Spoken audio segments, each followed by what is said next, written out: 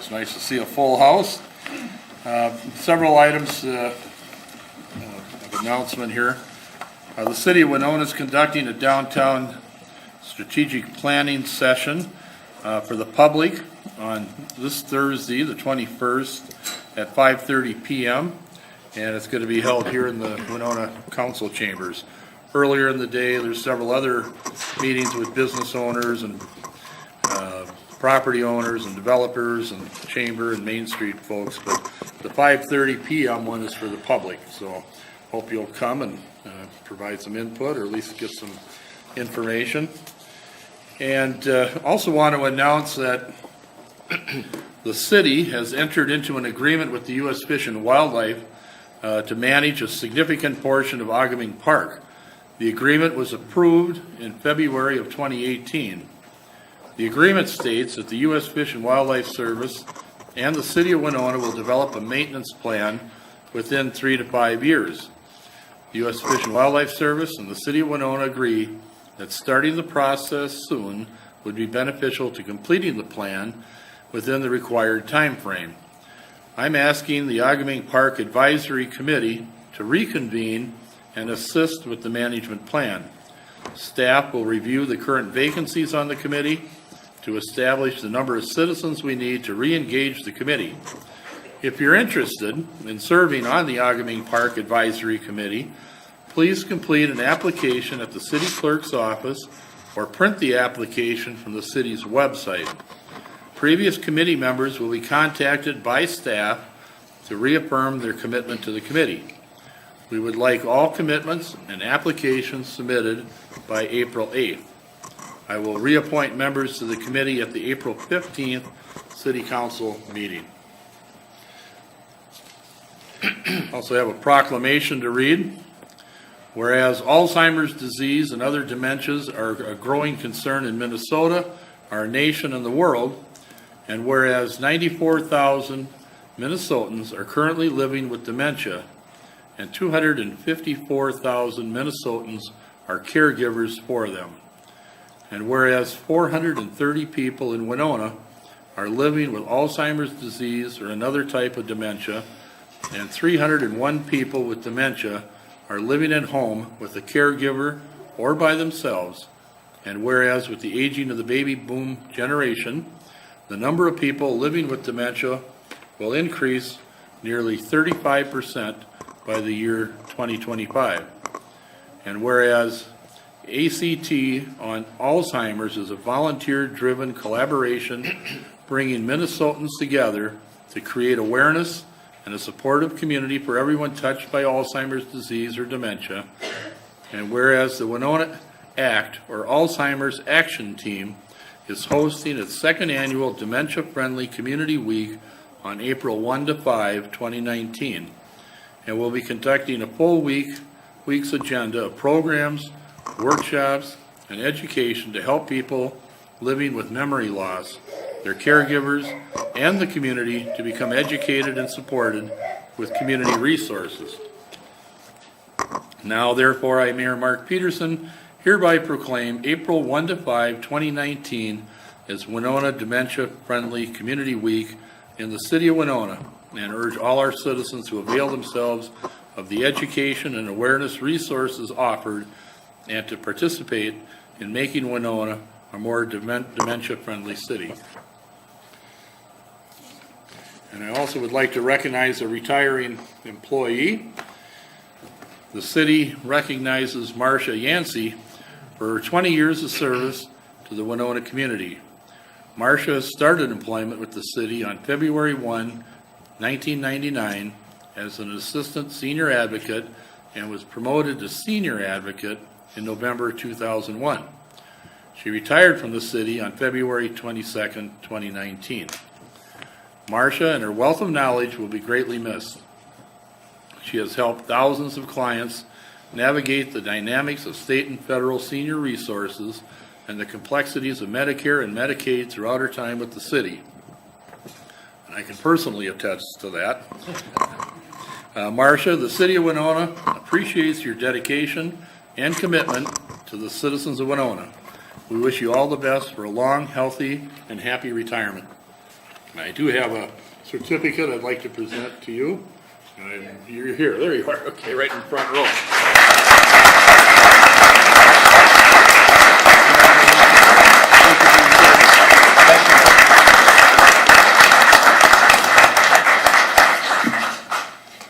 Mark, if I might add, I too have been assisted by Ms. Yancey, and I appreciate all her valued work and well-deserved and a good retirement ahead. And that's all I have. City manager? Just want to note that the street crew especially has gone from plowing to filling potholes. So coming to a neighborhood near you soon. Thank you. So they're not going to be able to call me Pothole Peterson? We're working on it, Your Honor. We're working on it. All right, roll call. Pothole Peterson. Here. That was bold. Yeah. Councilman Thurley. Here. Moeller. Here. Alexander. Iden. Here. Borzakowski. Here. Schollmeyer. Here. Under the petitions, requests, and communications, item 3.1 is to renew the liquor permit for the Winona Tour Boat for the consumption and display permit. Move to approve the permit. Motion by George and seconded by Paul. Any discussion? Hearing none. All those in favor say aye. Aye. Opposed? Carries. Item 3.2, appointments to the Board of Adjustment of Travis Biggie and Tom Conway. I'd move to approve those. Second. Motion by Pam, seconded by George. Any discussion? All those in favor say aye. Aye. Opposed? Carries. Item 3.3 is a request for use of Levy Park by the Winona County Wellness Committee. So move. Second. Motion by George, seconded by Eileen. Any discussion? All those in favor say aye. Aye. Opposed? Carries. Item 3.4 is a request to hold a parade by the Lake Winona Manor. Move to approve that request. Second. Motion by Al, seconded by Eileen. Discussion? I'll just say it's the most fun parade. Well, they're all fun, but this is particularly fun. All those in favor say aye. Aye. Opposed? Carries. Item 3.5 is a request by the Winona Fire Department Union to host a 5K on Saturday, April 27th. Move to approve that request. Second. Motion by George, seconded by Paul. Any discussion? Hearing none. All those in favor say aye. Aye. Opposed? Carries. Item 3.6 is a temporary liquor license for Midwest Music Fest for their event that had to be rescheduled to Saturday, March 30th. I move to approve the request. Second. Motion by Pam, seconded by Paul. Any discussion? All those in favor say aye. Aye. Opposed? Carries. Under unfinished business, item 4.1 is a discussion on the future of the Winona Deer Park. Your Honor, staff was asked to bring back some options regarding the deer park, and in talking over with the tree crew specifically, but also others in staff, there's really no official guidance that we're able to grab onto from the DNR or the Department of Agriculture. I don't think the science is clear on that yet, so we're really not able to offer any sort of an informed opinion. There's groups that obviously would like them all closed. All enclosed deer parks. There are others who say that it really doesn't make much of a difference. There are 3 deer there right now. I think there's an older buck that's there and 2 younger does. Again, I would remind council that through the budget process, we included money to upgrade the facility. We haven't done so. We've held off. But also in the Parks Comprehensive Plan, which came before council later on in the year after budget was set, there was quite a bit of discussion and I believe community recommendation to close it. So there's a lot of conflict out there about what should be done, and I guess we're prepared to either try to find more information or if council has a direction that you'd like to proceed. Pam, since you Yes. initially brought it up. You know, I appreciate that you've found that there's no institutional or agency guidance on this point, but given the research by Michael Osterholm, the epidemiologist, and others in this field, showing that there's a good chance that the chronic wasting disease is or could be mutating into a form that will be harmful to humans. I would prefer that we move proactively to remove the deer park for the safety of all. I believe that when we talked about this before, didn't you say that if it turns out that one of our deer has chronic wasting disease, then that whole area will have to be quarantined for a good long time? That was I the remember. guidance, I believe, Yeah, like 5 yeah, years or 5 something. years, 5 years quarantine if it turns up. So given all those factors, I would prefer that we go ahead and close the deer park as soon as possible, and also use that money, use those resources for something else. I would move that we do that, if that's in order. Or do you want to bring back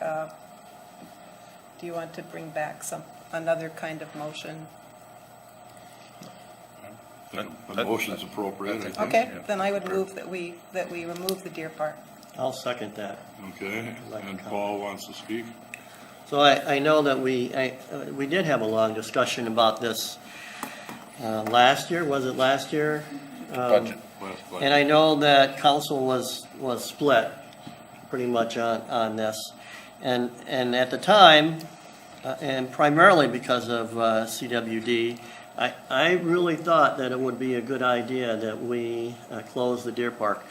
And at the same time, I know that there are people in the audience and listening that have the same memories that I have that go back 5 decades about interacting with the deer park and being taken down there as a child. Sometimes we need to move into the future and keep those memories and those images and those photo albums that we have and remember them for what they are. I think it's a good and wise decision to close the park to make it safe for, potentially safe for humans, and to prevent the possibility that we may have to quarantine that area in case CWD is found.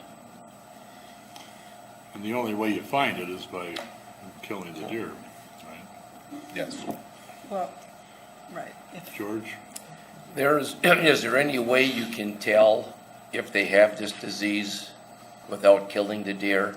That pretty much has to be done. And did we have some deer in there that had the chronic waste at all?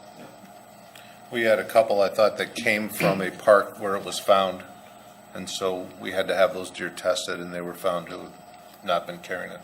I know, like I said, I talked to you this morning, Steve, about this issue just briefly, that when I brought up about perhaps taking action here several months back about closing it or keeping it open, that we would be tying the hands of the council of the future. How was that different then compared to whatever action we take tonight? Well, if the motion succeeds and we close the park, then the park won't be used in the future. So that would certainly tie the hands of a future council unless they decided they want to reestablish a deer park. Now, let's say if it's voted to close, how long before those deer would be removed, or would we let the deer run their course? I don't believe they'd run their course. The does are quite young, they'd be good for many years. So we'd probably test them and be done with it. Al? Well, as I can certainly understand the point of view of those who presented this motion.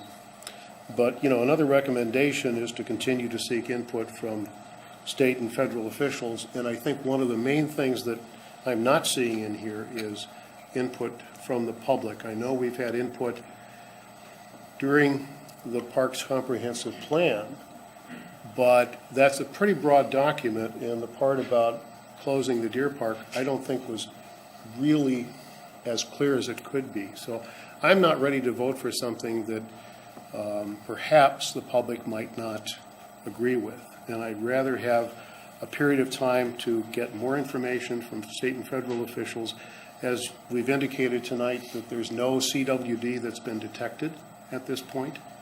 This is an enclosed pen. I know, that it's transmitted from deer to deer, so if you don't have an infected deer, I guess it doesn't happen in that closed environment. I'm not an expert on it. I don't pretend to know that, but it would seem to me to be a little bit premature to vote to close it at this point when there might be more information, not only on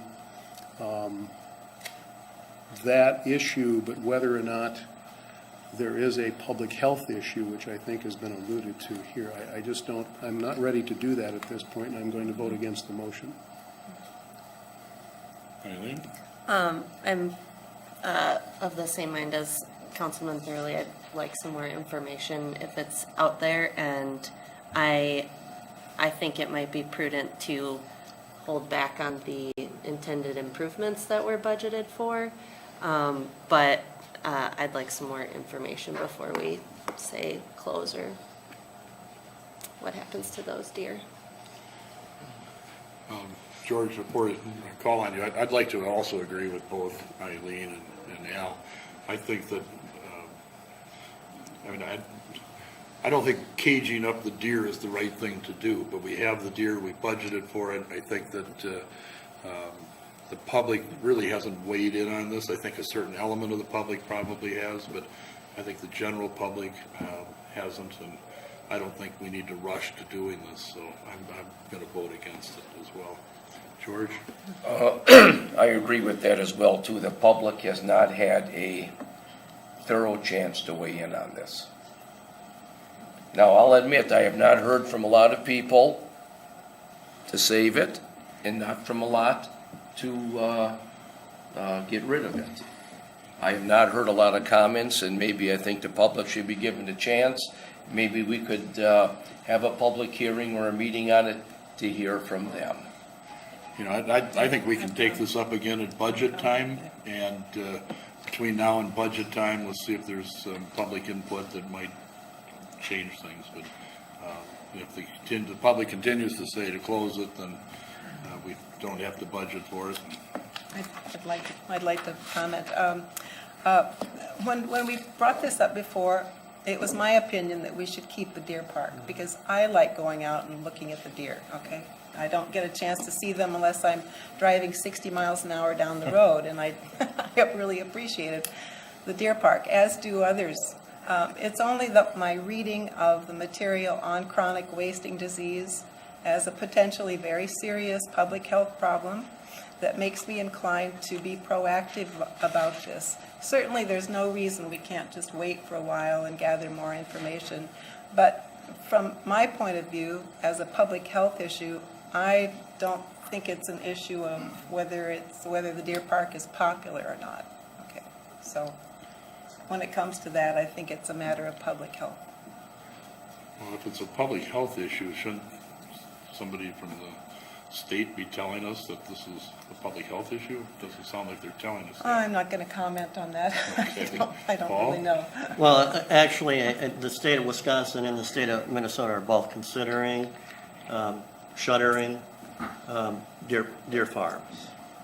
And so that is, and that's a consequence of chronic wasting disease.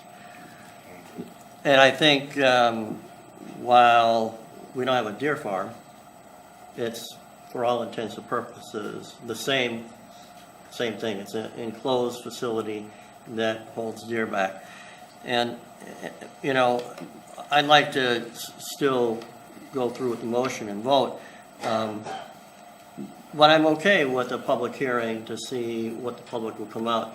But I want to agree with Councilmember Iden that when we're concerned about public health, we can't really be discussing popularity. We really have to think about public health. Anything else? George? If it would be a severe public health issue right now, I would support closing it down, but there is no public health issue there right now. There could be one this summer, we don't know. There could be one this fall. I would like to get direction from the DNR, and I'm very, very surprised for as strict and good as they are, that they have had not anything to come down to give some guidance on this. Or they just may say, hey, it's done. And then I we have think, no I think choice. it's the inexact science and the nature of the disease. That's the problem. But we'll certainly, we'll continue to press and see if we can get more information, as well as look at these emerging concerns on the health front.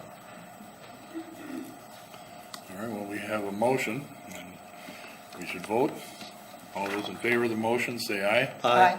Opposed? Aye. Aye. Okay, defeated, 2-4. Then moving on to new business, item 5.1 is the Bluff Traverse funding allocation. And, Chad, you want to start the discussion?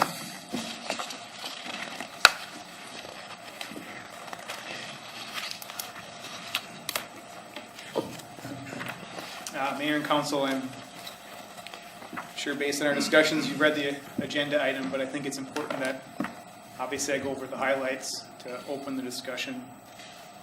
As we presented at the last council meeting, we presented our implementation plan for the Bluff Traverse Master Plan. And to begin that implementation, staff is proposing an interfund loan in the amount of $606,100. The interfund loan would be used to begin the archaeological, biological surveys, trail development within Bluffside Park, land acquisition within the Bluff Traverse, and reclamation of trails within the Bluff Traverse. Staff would seek alternate funding for the support facilities that we described at the March 4th meeting. The interfund loan would also allocate dollars toward the match of our application for legacy funding. I provided a chart within the agenda item that outlined the financial estimates for this proposal. I did want to clarify one item on that chart. We did mention the legacy grant match at 5%. The $180,000 is a 5% match of what we anticipate our application to legacy to be. We anticipate that application will be $3.3 million to the legacy fund. This is slightly above 5%.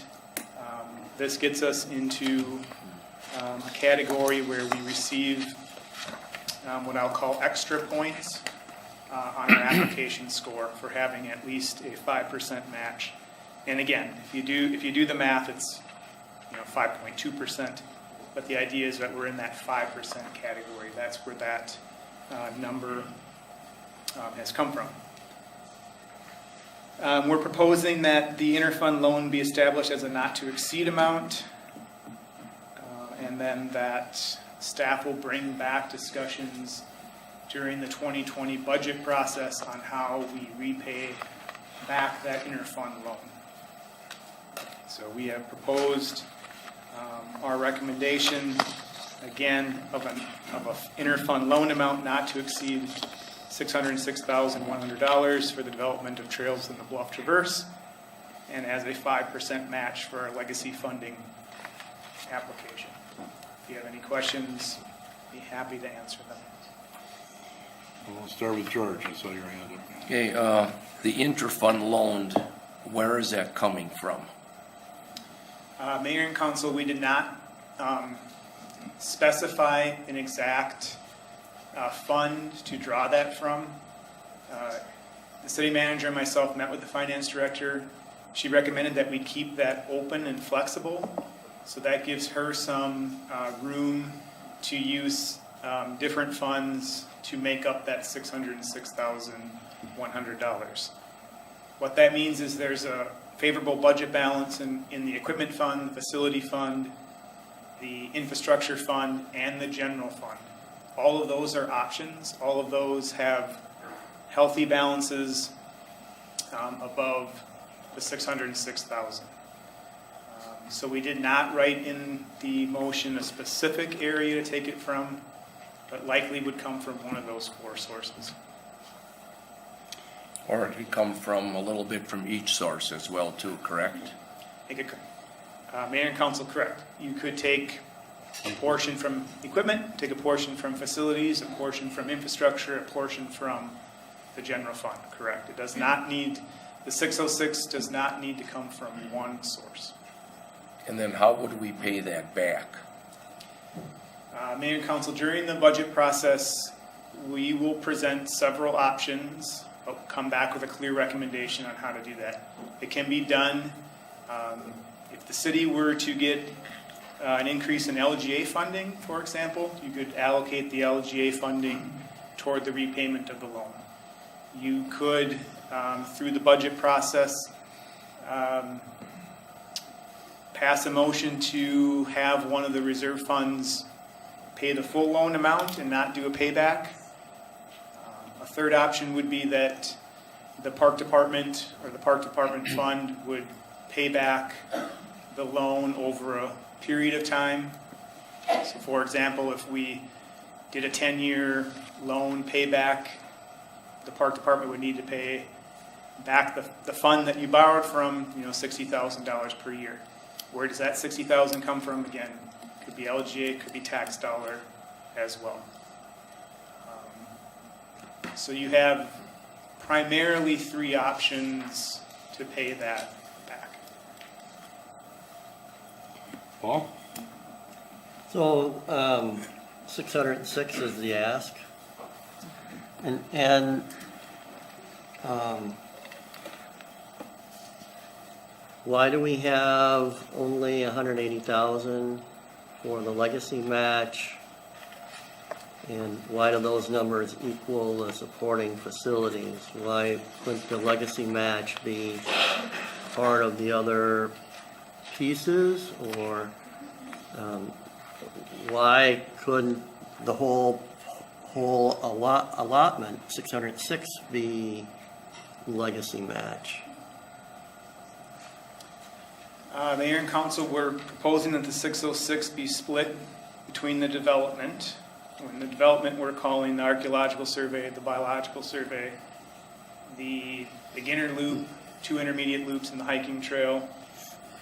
Again, the trail reclamation that we need to do on some of the existing trails, and then land acquisition. Excuse me, so that equals that development total of 426. And then we came back with, well, we want to at least, we would recommend that we at least match 5% to the legacy application, that's the 180, and that gets you the grand total of 606, 100. But the 5% could come anywhere in there. I mean, I'm just curious why these three pieces were selected for the 5%, the supporting facilities. So the supporting facilities, we're recommending that staff seek alternate funding for those. What we're asking for tonight is an interfund loan for the trail development section, the top half of that chart, and the legacy match. So it just that's happens, separate from the. it just happens to be approximately the same amount of money, the 180,000. Right. Okay. Correct. Dan? Yes. Well, judging from all the emails I've received and from the number of people in the council chambers, this is obviously a really popular and a very popular and an enthusiastic group that's supporting this, and so do I. It also seems economically worthy, given results from other communities that have set up trail systems. It seems to indeed bring people to town to participate in outdoor activities here. But my question is, how are we going to measure this? And having thought about it and having talked to some people in the outdoor recreation community, I would like to suggest that before we go on to build, before we build these things, that we find some way of measuring the use of them, either some kind of embedded monitoring system or some other way of doing that in a low-tech kind of low-cost kind of way. I think that would be really important. as we move on and maybe we want to build more trails. It'd be good to have the numbers behind us so we can show that they are being used and we deserve to go ahead and take more land for this. So I would like to see some of that money in the money we've just talked about be earmarked for a monitoring system. Do you know how other communities, and we hear numbers of 20,000 people are using, certain trail. How do they monitor? Mayor and council, it's my understanding it's primarily done through these trail counters Pam is mentioning. They, of course, do other surveys as well. The outdoor industry certainly does other means and methods to survey individuals about their recreational behaviors, or if they stay in a community, the community may ask them, why are you here? What amenities are you using? So there certainly are different ways that specifically the outdoor industry is collecting that, but primarily what I think is the most effective is those trail counters. As an aside, the Parks Comprehensive Plan, one of the many goals of the comp plan is for the department to provide more of those usage numbers that we haven't in the past. And one of the obvious comments is, well, how often or how many people use the lake paths? And to this point, all we can say is a lot. We have not done specific counts. We know anecdotally and visually that it's heavily used. We would like to bring back some more of those metrics and data with some specific numbers on, of course, the lake path, but also our trail usage, our climbing facilities. We would like to have more of those metrics and numbers available to us. Well, we've certainly established outdoor recreation as a priority for the city, and I personally support this and think that it's a good investment into the community, and I know that certainly there's been a lot of good feedback and respectful feedback, and I appreciate that, and I think that this is overall going to be a benefit for the community, so I think it's a good thing. Paul? So, one of my concerns is, I feel like we're turning away from the levy. We've just invested over $1 million plus in the levy. Unfortunately, our engineering department has decided not to put in a protected bike path lane from the levee once it's finished to the Marine Art Museum. And now we have the supporting facilities, which would be down by the levee, also not part of this ask. The connectivity between the river and the lake and the bluffs is really, really supremely important. And I have been in contact with a local businessman who is really adamant about having, now that we've started on the levee, making sure that we continue with that investment and making that connectivity across town. And so, I really support this. Don't get me wrong. I mean, I am totally psyched that we're doing this. But I think we're ignoring the connectivity piece. And so now I'm seeing we've ignored it engineering-wise, and now we're ignoring it park-wise. So I'm wondering if there's something we can do to make this connectivity work. Mayor and Council, I would advocate strongly that we have those facilities. I will, all along. However, in order for us to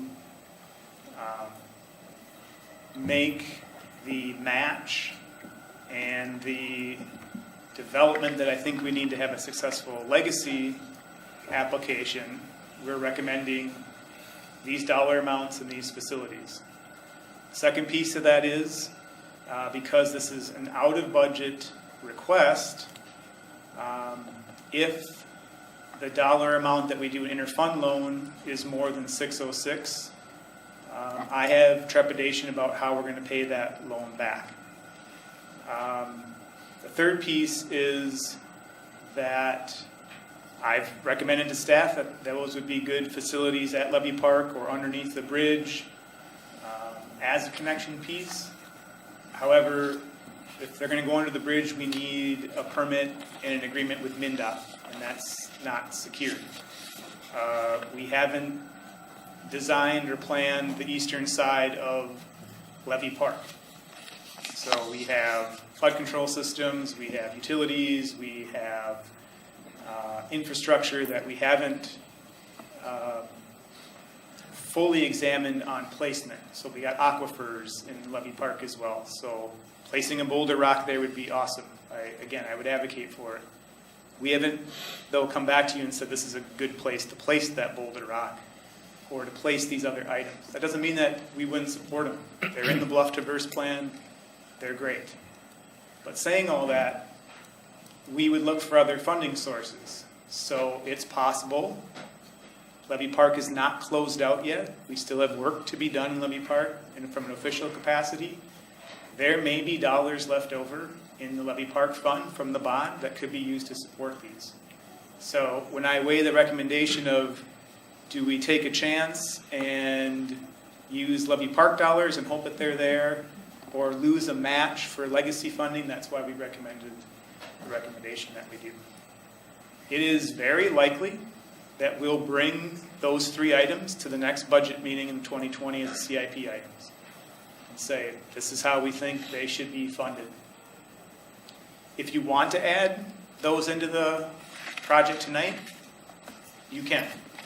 I would only ask though that if that's the case, then we have a further discussion about how we're going to pay back that interfund loan if we add dollars to this recommendation. It's not that we don't believe in them or that we don't support them. I think they're going to be excellent support facilities. But I have to weigh those priorities of what's the most important. We chose that the development of those beginner loop, intermediate loops, and the match to legacy would be the most important within that interfund loan amount we felt comfortable bringing to you. George had his hand up, and then Paul. Okay, the business person, I know, Paul, you talked with, I spoke with him as well, too. And for the long-range plan, and I'm not for adding anything for what we're going to do tonight. I mean, this is our starting point, and we're going to kick it off from here. The long-range plan is to go all the way down behind Peerless Chain and cover the whole dike all the way up to the levee and beyond, and tie it in with even going across the river. But I think that's discussion for another time. And I think tonight we need to deal with what we have in front of us and make a decision on that and go from that. All right, Paul? I wanted Eileen. Oh, go ahead. Applying for the legacy, so the 5% is that's our 5% match. So that's 5% of what, 3 million or something? 3.3 million. If we're successful with that, would these support facilities be part of that that project?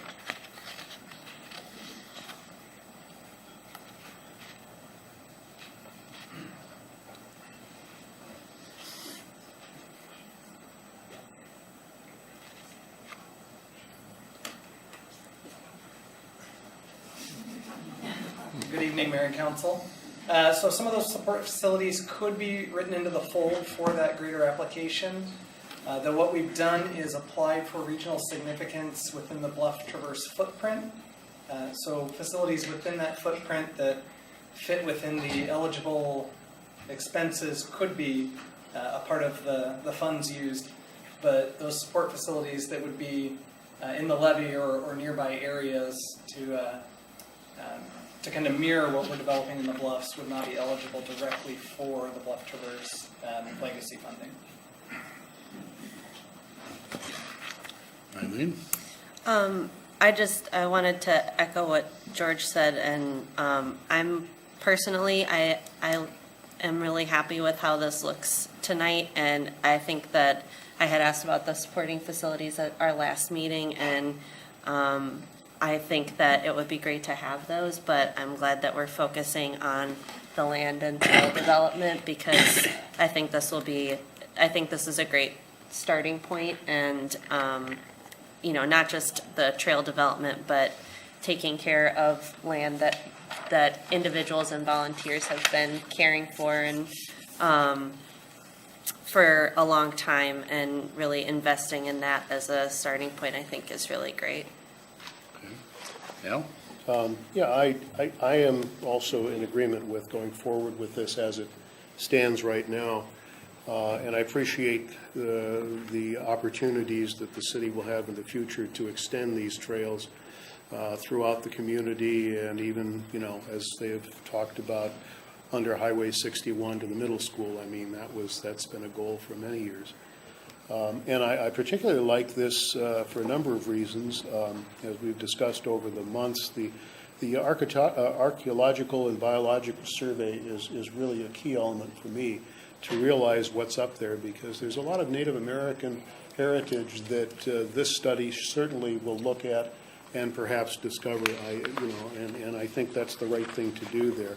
And also, I appreciate all of the anecdotal and rational arguments and information that many folks in this room have provided to the council. It is very much appreciated, as the mayor said, very, very rationally and well presented. So thank you all for that. So I definitely will vote for the process going forward.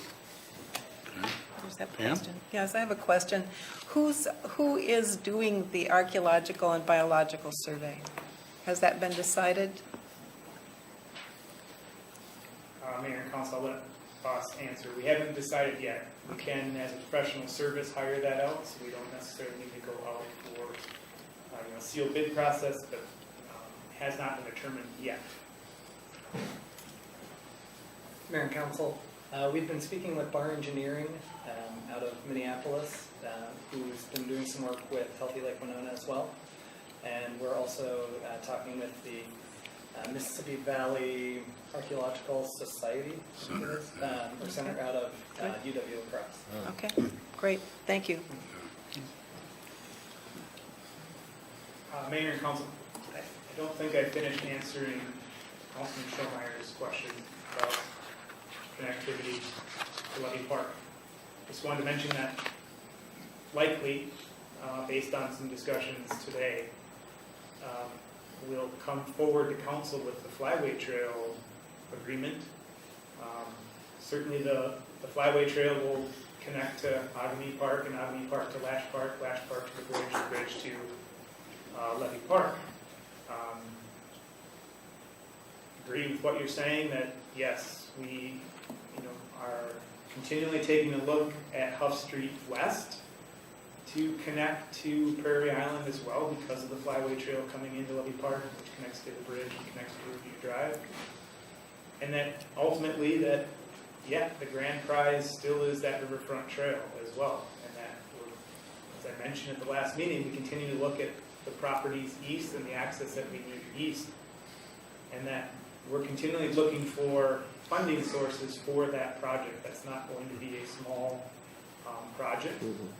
And again, we don't feel that should be 100% in the backs of the city of Winona taxpayers. We should seek other funding opportunities to do that. And so we know through the comp plan and the image we've shown several times, we need to connect the river to the bluffs and the bluffs to the river, and Sugarloaf to Prairie Island, and to get this loop. That is the goal, to do that. We feel the bluff development was the first priority. It fits the legacy request that we feel strongly about. So that's why we propose tonight. Thank you, Chad. I'd like to make a motion to approve the interfund loan of $606,000 to be allocated to the Park and Recreation Fund. Second that. Motion by Paul and seconded by Eileen. Can it reflect not to exceed? Yes. Yes. Additional comments? I'd like to thank the staff for a lot of hard work that's gone into this, and the various organizations and groups and volunteers that have stepped up to try to get this thing accomplished. So So thank you for all that. George? And I want to thank everyone for your emails. I got a book full of them. Thank you. And for your support of the project and the people out. And for all the youngsters out there, this is for you. Thank you. Oh, Paul? Well, I want to echo what Councilmember Borthakowski is saying. Really, this is a good day for Winona. It's not what I want more. But this is a beginning, and just keep after us. And we'll get there. Just keep after us. It's a good day for Winona. Eileen? I just wanted to also thank everyone who sent emails and who showed up, but also the people who have been showing up for years to push this forward and who have been taking care of the bluffs and the trails on their own time, just because it's something they care about. I think that kind of dedication really shows the city and the community what can happen when you are really passionate about something, and I appreciate the good stewardship of our city and the land. Okay. We ready to vote? All those in favor say aye. Aye. Opposed? Carries unanimous.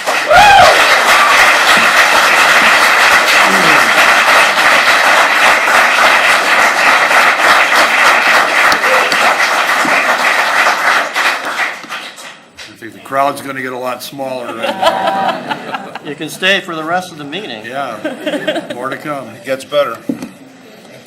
All right, move on. Do we have lunch after this? A bike ride, we got a bike ride after this. I got one.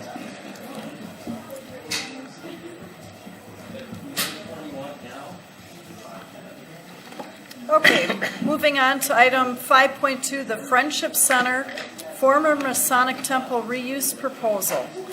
And before we, excuse me, before we have any kind of a motion here, I'd like to invite, I had a request from Alan Leonhardt from the Activity Council, the Senior Citizen Center, to address the council, and I said I would allow him 5 minutes, so. Want to state your name and address, please? My name is Alan Leonhardt. I reside at 1582 Circle Drive, Winona, Minnesota. I've come here this evening. First of all, Mr. Mayor, thank you for the time to address the council. First of all, I'd like to thank our city manager, Mr. Steve Sarvey, and our head of recreation, Park and Recreations, Chad Uble, for their considerable time, energy, and kindness in working with the Winona Friendship Center Facility Task Force. We really appreciate their efforts. Well, tonight's agenda is to discuss a proposal for a reuse study of the former Masonic Temple. We would also like to have the council consider expanding that study to include the East End Rec Center. During our tour of that facility, Mr. Uble showed us a very desirable floor plan that was created in 2006 by Owen Warnicki and Associates. We would encourage the council to consider updating that floor plan with a new study. As our task force discussed the merits of each of the various facilities that we were shown, it became clear that the East End Rec facility was a preferred option to pursue. In fact, of all of the options considered, the opinion was unanimous by the task force. By including the East End Rec in that study, we believe that we will have a better long-term viable option for the Friendship Center. As stated in the previous letter sent to members of the City Council, we believe that the East End Rec offers the possibility of an affordable and energy-efficient center, all on one level, with generous parking on a city-owned lot that would be within the ballpark $5 million that the City Council had previously earmarked for the future Friendship Center. We believe that including the East End Rec in the reuse study would show a long-term savings over any other option, much as when the committee researching the options for the Winona County Jail recommended the long-term economic benefits of building a new jail over the other options that were being considered. We believe that even with a massive infusion of cash into the Masonic Temple building, we will still have a very old building that will continue to be a source of high repair and maintenance costs, let alone energy inefficiencies. Economically, we believe that the East End Rec is a very viable, cost-effective solution to the future of the Friendship Center. But we believe there are a number of non-economic factors that should also be considered. No matter how much money we put into fixing the Masonic Temple, it will always still be on a corner of a very busy and potentially dangerous U.S. highway, especially for our vulnerable, mobility-challenged members. No matter how much money we put into the Masonic Temple, we will not have any green space for our Friendship members to enjoy. And although the city is exploring a number of different options to increase viable parking near the center, our members will be in direct competition with the increased traffic of the Main Street Development Program. They're right across the street from us. Having to negotiate more street corners is not a step in the right direction for our mobility challenged members. This winter has shown how difficult the sidewalks are to maintain. One of the biggest deterrents we have to increase membership, we have often been told, is the lack of available parking near the center. Also, we believe that our members will be better served by having the center on one level, not three, for safety as well as logistical purposes. With an annual current attendance of over 29,000 visitors, the Winona Friendship Center is the only nationally accredited senior center in the state of Minnesota. We would like to have a new home, specifically designed for the purposes and needs of the center, in a location that would attract even more members and provide a community venue where we can continue to learn to age well, socialize, play games, and enjoy wholesome, innovative programs. For many of our members, coming to the center is a highlight of their day. It provides a place of inclusion and healing, a place where they can participate and are valued. And as the proclamation that you read earlier, Mr. Mayor, we appreciate the support of our dementia-friendly community, which the Friendship Center plays a major role providing programs for those with memory loss and their caregivers. We also have a great senior advocacy program, and we appreciate your recognition of Ms. Yancey in her 20 years of service. In conclusion, as a task force, we unanimously believe that an expansion at the East End Rec site would provide the most safe, energy, and cost-efficient solution for the Friendship Center for decades to come. We strongly urge the Council to consider adding the East End Rec to your reuse study proposal. Thank you for your time. Thank you.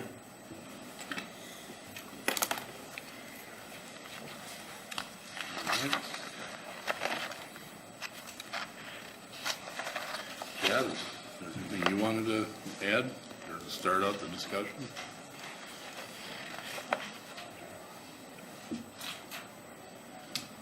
Mayor and Council, we did receive a proposal from ISG. I'm sure you're familiar with ISG. They did our comprehensive park study as well as the studies that looked at Central School and what we called a square block for potential home of the Friendship Center. Levy Park. And Levy Park, correct.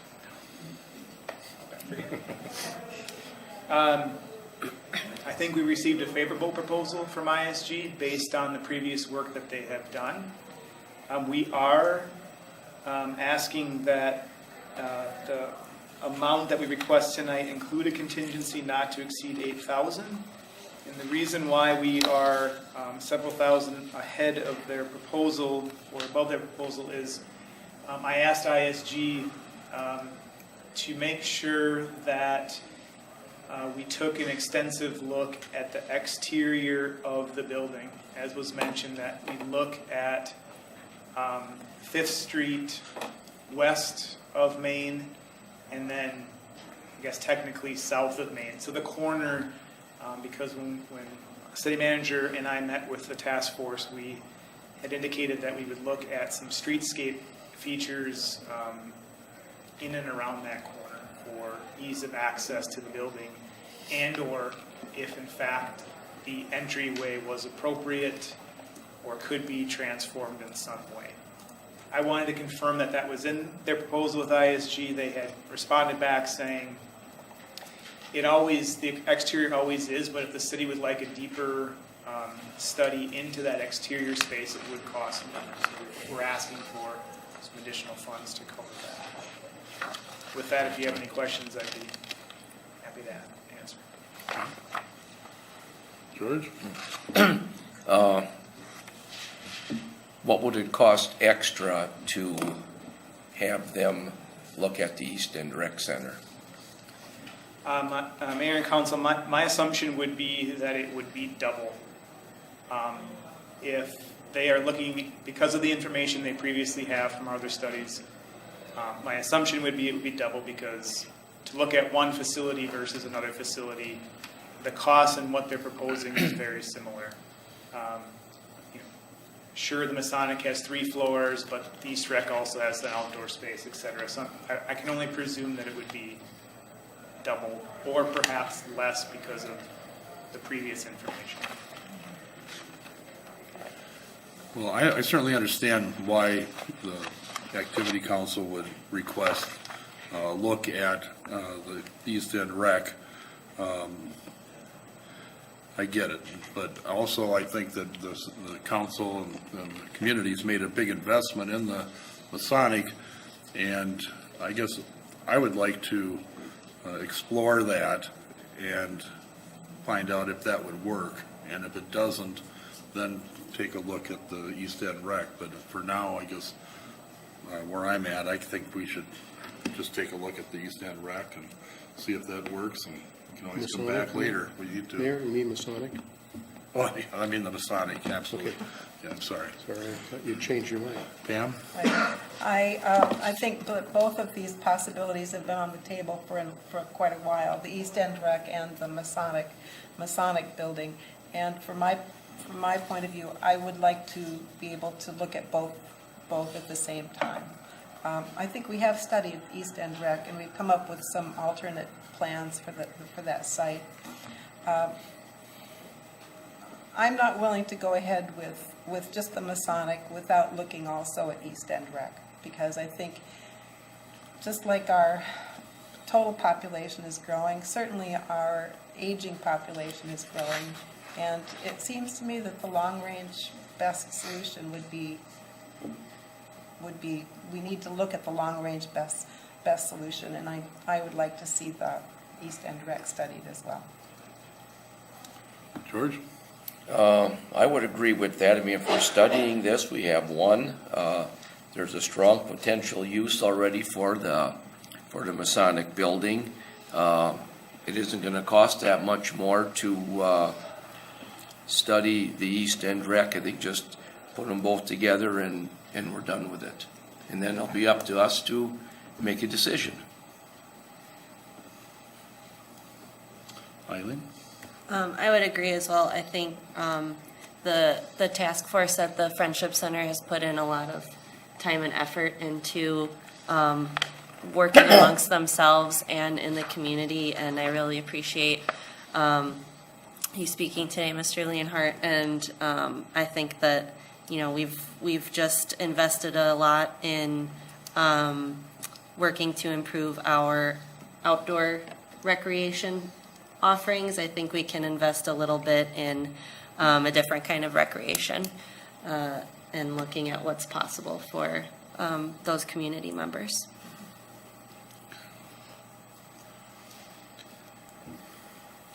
Any other comments? Anybody, is there a motion? Steve? Just one comment. I'm certainly not opposed to looking at the other, at East End Rec. I would just remind the council that there's only so much that we can do. And adding on to East Rec, we still have to do something with the Masonic to finish that. And we still have an unknown with a fire, police, perhaps building, public safety building. There's an awful lot on the table, and again, there's only so much we can do. So certainly looking at them, but when we have to balance everything out, and that's the one thing that not every group has to do. That's what this council has to do, is to balance all of those different competing projects. And so I just throw that out there and want to keep that in mind so that we don't move forward on one project and we're not able to finish the other. For me, I think that the Masonic, the biggest obstacle to that is parking. At least that's the thing I hear the most about. I think it's solvable. I do, and I think there's solutions to that. And I think as we see the downtown being revitalized, the last thing I want to do is move the senior center out, or the Friendship Center out of the downtown. I like the central location of it, so I'm going to stick with what I said earlier. Is there a motion? I would like to know how we proceed. Do we defeat this motion and then amend it? There is a or- motion. There is a I motion. don't think there was. Okay. You Okay. can just make a motion to add the other one to it. I would move that we add the East End Rec study to this one. I'll second that. Mayor and council didn't get up fast enough, sorry. Sorry. We would need to allocate more money in your motion. So we have 8,000 for this study. I don't think it's quite a double, as I mentioned, because some of the review of the Masonic requires some more historic look. Right.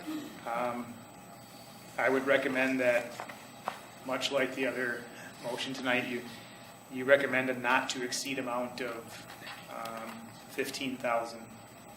12. City manager is bidding 12. I get the bid. 12.5. No.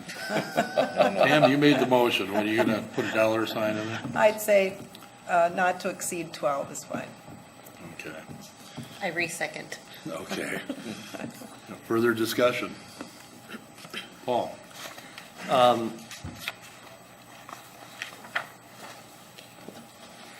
You know, this is, I'm leaning on the side with Mark on this, and I'll go along with the study.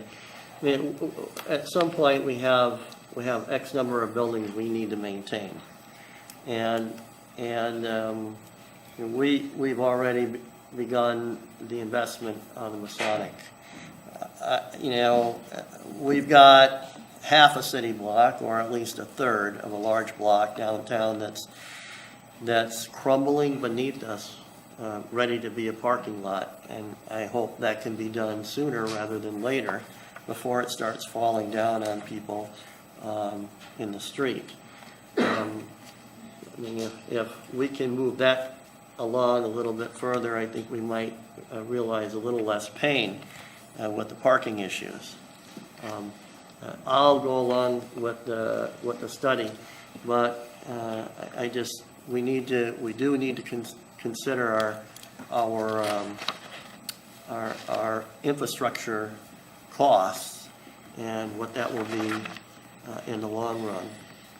If we have a more robust facility at the East End and the Masonic, and the potential of a new fire police infrastructure. That's all. Yeah.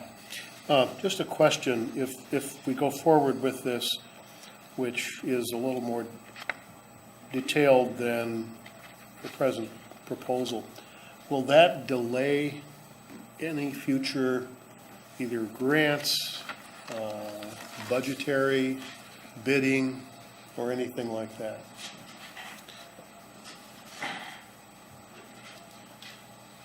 Mayor and council, I can't think of any granting or funding mechanism that would be delayed by adding this.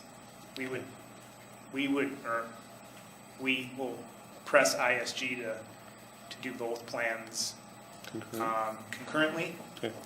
and then to bring it back, hopefully before any final budget decision is, or before the final budget process.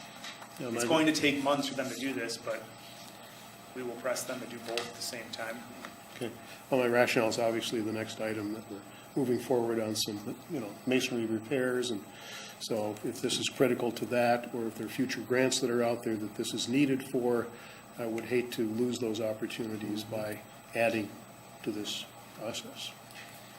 Mayor and council, there are grant requirements in your next item that we have to follow. I don't see this process affecting that, other than, as I mentioned in the item, we do need a review from SHPO if we renovate the first floor. They do have to weigh in on what happens in that renovation process. And again, as I mentioned in the item, we're asking ISG and Miller Dunwoody to help us with that process. And Chad, you're not expecting any, like if we had put HVAC, second, third floor, first floor on Masonic, that would be a problem with the grant that's being done? That would just have to be reviewed and gone through the process, right? That is correct. Eileen?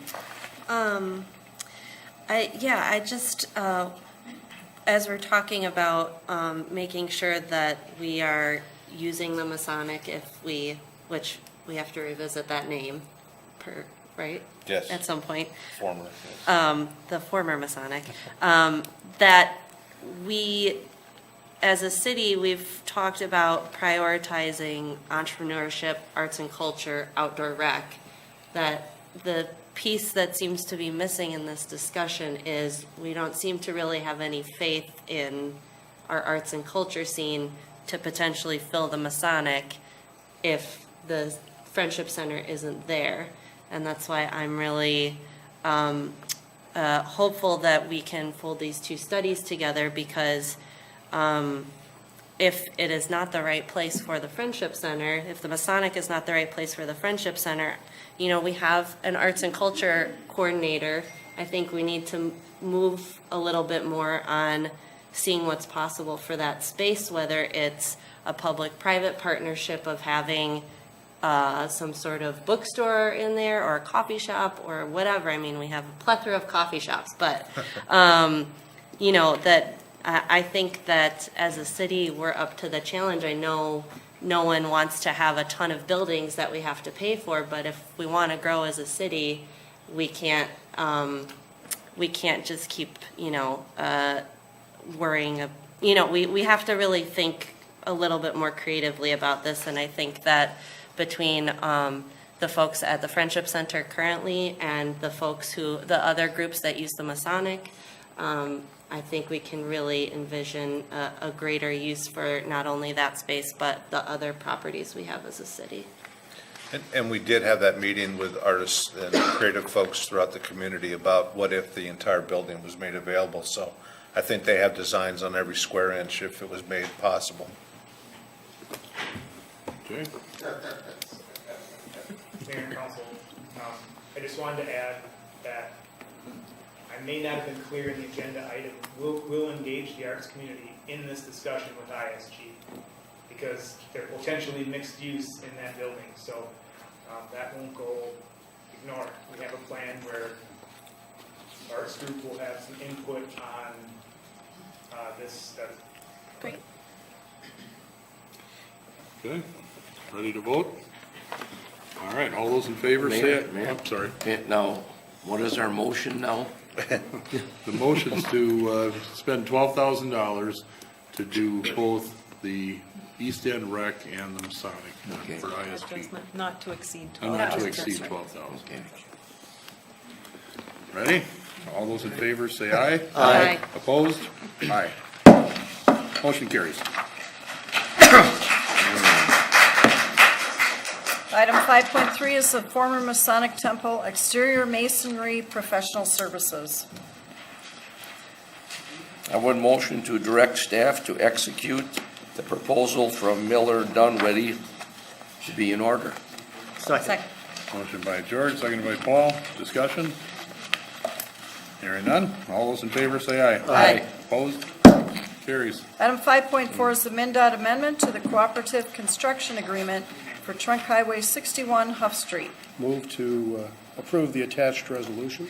Second. Motion by Al, seconded by George. Discussion? Paul? Just curious a little bit more detail about this change? Mayor and Council, as you're aware, the prices from the whole project came in higher than anticipated. Most of that is in the traffic signals. This would increase MnDOT's portion by almost $85,000, so they're paying a higher percentage than they had planned. There's an agreement to do that specifically because it's a traffic signal. And our share has stayed the same? Yeah. Thank you. Al? Yeah, I do have a question of Keith as well. When would the design of this be finished, and when would those plans be available for the public to look at? They're available. This is ready for construction in the May. Oh, and where would one We'll, states? we'll get you a set if you want to. Or we, Okay. they're available. Just in a link engineering- online. They're available in engineering department, public Okay. works. Does MinDOT have the plans? Because they have a whole system online of their plans and stuff. I'm not sure if they have Okay. or not. We know it's at the city, though. We do have. Okay, thanks. Any other questions? All those in favor say aye. Aye. Opposed? Carries. Item 5.5 is the plat review of the VEH Frontenac subdivision. I would motion to approve the attached resolution. Second. Motion by George, seconded by Eileen. Discussion? Hearing none. All those in favor say aye. Aye. Opposed? Carries. Item 5.6, the fire department heavy rescue replacement vehicle. I would move to approve the attached resolution. Second. Motion by George, seconded by Paul. Discussion? Chief, you want to weigh in on this? Mayor and council, the department's in a bit of a vehicle dilemma right now. Our current heavy rescue is a 1988 Chevy P30 hazmat vehicle. And George, I'd like to say you were probably a member of the fire department about the time that came in 1995, so. Thank The you. role of this vehicle is, it currently holds all of our hazmat, swift water, cold water rescue equipment, and it's used for rehab during inclement weather situations with fires, specifically the 20, 30 below events that we've had over the last number of years. So, this vehicle currently is scheduled in CIP to be replaced in 2020. Over the last 3 years, we've had numerous mechanical issues with it. February 1st, we had 2 electrical fires in the vehicle, and at that time it was deemed unsafe to drive.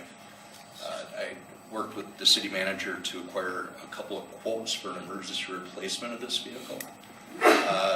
One quote came in at right around 220 grand.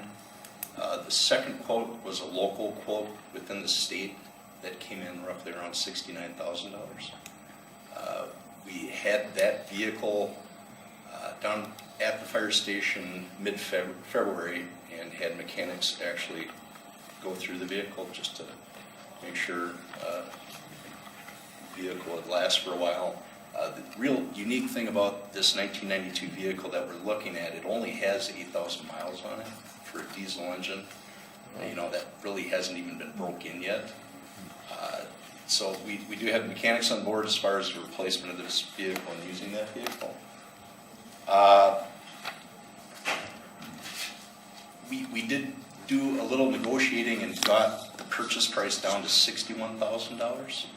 And we tentatively entered into an agreement with Apple Valley, Minnesota McQueen Emergency Group for this, and the contract follows a few pages back. So I guess what we're looking for is approval from council to enter into an agreement with McQueen for the purchase of this vehicle. Okay, George? When would the vehicle arrive? Hopefully as quick as possible. We have some fabrication work. My plan is, if approved, I'm going to go up tomorrow, up to Apple Valley, finalize the fabrication work on it, and I'm envisioning getting it first week in April. Does the 61,000 include any fabrication work, or is that? No, we negotiated about a $5,000 to $6,000 fabrication thing that'll actually come out of the fire department's equipment fund. Yeah. Well, that's one of my questions. Where does the 61,000 come from? And is there any value in the vehicle that is being replaced? That's being I probably won't buy it, but I believe it's going to go on the government equipment Auction. so Central Garage will attempt to sell that vehicle. Okay.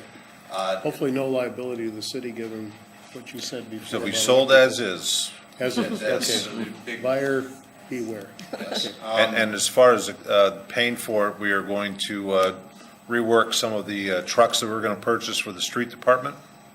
And so we'll be able to make up the funds with the money that's being allocated for vehicles this year. So what we're going to do is, we're going to delay the purchase of Delay one until- truck. yeah. And then we're actually going to take some of that savings and put it on, new accessories on the one dump truck that we will be getting, which will make it far more efficient for us to use. Okay, Amy came up with a really good solution to the whole situation. well, that's great. Okay. Any other questions? I'm sorry, Eileen? So does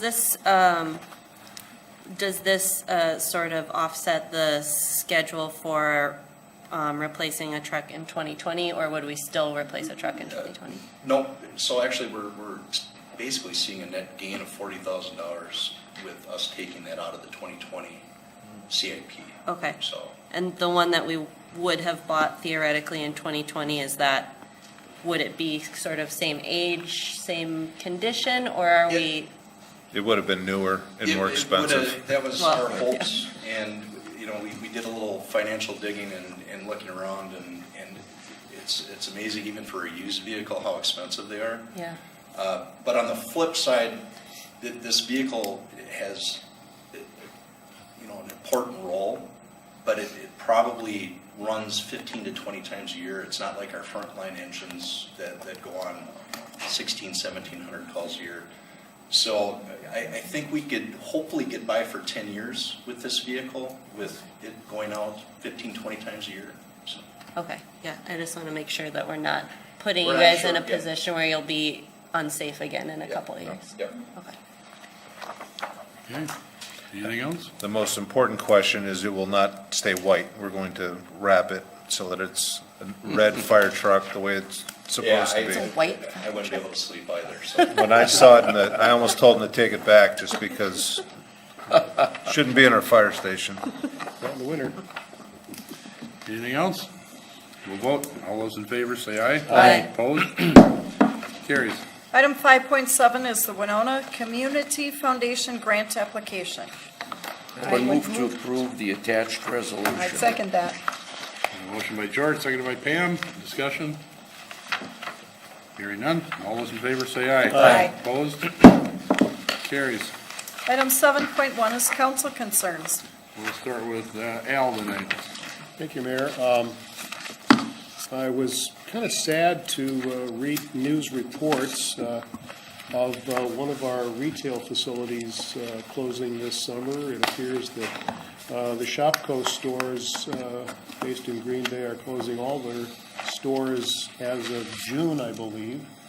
And so obviously, city staff will continue to move forward in looking for other tenants in that particular structure. And I, again, am sad about the loss from the west end of retail facilities, as well as those that are losing their jobs that were working at Shopko. And, you know, they were a good anchor for that part of town for many, many years. We're glad that they were in the community, but sad to see them go, and sad to see that retail chimes are definitely changing and having a big impact, as it was for Kmart and some other facilities, even like Sears. So that's all, Mayor. Okay. Eileen? I have nothing. Okay. Pam? I have nothing. Paul? I have a couple things. First, I want to thank Chad and Ross and staff for all the work they did on the parks plan, and I am really genuinely excited and genuinely grateful. I thank you both very much, and the rest of the staff for all the work. I think it's really going to mean a lot to the community, and really in terms of economic development. And while we're on economic development, and I mentioned this earlier, I really do believe that connectivity is extremely important. And I am disappointed in not having a protected bike lane to the Marine Art Museum. I really think that, you know, there's some linchpins to make the downtown levee and the park and all that infrastructure really click and really glide. And, you know, I'm going to, and this isn't about personnel or staff. This is just about ideas. And I'd like to be a little more creative. I'd also encourage the port. The port is somewhat charged with economic development here in the community. The port can step in with some of this. This is something that the port could do. I view that trail and that infrastructure and that connectivity and those supporting pieces as parts of the economic development for the downtown.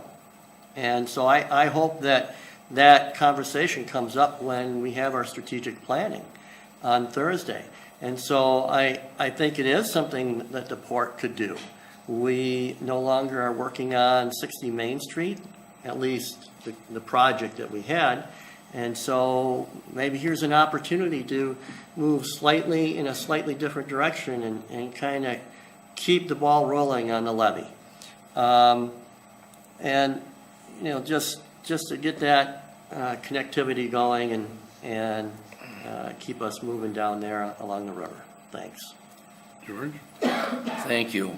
Now, as a member of the Port Authority, as Al is, we are very proactive, and we do very, very well with economic development, and we keep a lot of businesses moving and bring a lot of businesses in. So that can be a part of it as well, too. But our Port Authority is very, very strong, and we do get a lot of stuff done, a lot of very big, important stuff. So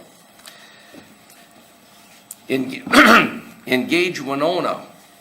As we know, they have a program going, and it's developing into a East End neighborhood project. It's to help create a vision for the East End's future. I had an opportunity to meet with Brian Verding and 3 of his people. Had a very, very good conversation. They've met with other people from around the East End of Winona. They've met with some people from the West End of Winona, and they're meeting with business people in the East End of Winona as well. On Thursday, March 28th, at the East End Rec Center, from 5 to 7, conversation will start at 5:30 p.m. All the ideas that he received from all these businesses, all the residents, myself, will all be discussed at this. It's from 5 to 7. It's open to all East Enders, current and former. So I think we're going to get a lot of former, and we'll know who they are. So anyway, it's a very good project, and it has a very good future to it. And I want to thank Engage Winona and all the people that have been involved so far, and for those yet to come, to make this a successful project. Thursday, March 28th, 5 to 7 p.m., East End Rec Center. And Keith, I know we talked earlier this week here. Now is all of our flood equipment ready for action? All the pumps and all the tractors and whatever we need to take care of the high water? Mayor and council, yes. Good. This is indeed in place. Predictions of 50% up to 20 feet, which would be the same as 2001. That's 2 weeks old already. We'll see if they have a newer projection from that. With the early melt, I expect it'll be lower, but I'm not a hydrologist, so I couldn't tell you. But yes, all of our equipment's in place, the system's in place, the levee is expected to work like it's supposed to.